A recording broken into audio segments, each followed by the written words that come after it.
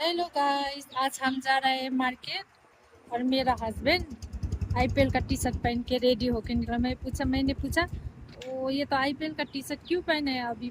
बोला तो वो बोल रहे हैं धोनी सर का 7 तारीख बर्थडे है, इसीलिए अभी से इतना एक्साइटेड होके 2 दिन आगे पहन के मार्केट जा रहा है।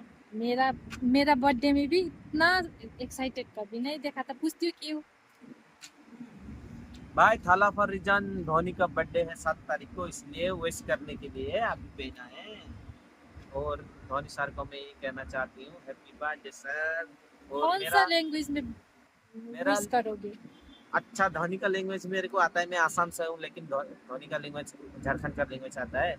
नमस्कार जोहार हमके धोनी सर मोर ভাষাটা না মিস্টেক আহে যদি মাফ कर देबा झारखंड के मानुष नहीं बोला तो आरो धोनी के मोर तरफ से धोनी के एजटा लाइक जाओ आईपीएल में 2 বছর खेलक इतना ही बोलकुन मैं मिस्टेक হয় যদি झारखंड के आदमी गिला ओके लाइक करे नहीं लगी कमेंट करे नहीं लगी कमेंट करबा और सब्सक्राइब करे नहीं लगी এটা মোর ল্যাঙ্গুয়েজটা ভাল সে বাতে পারলো না পারলো ওটা ধোনি বলবা।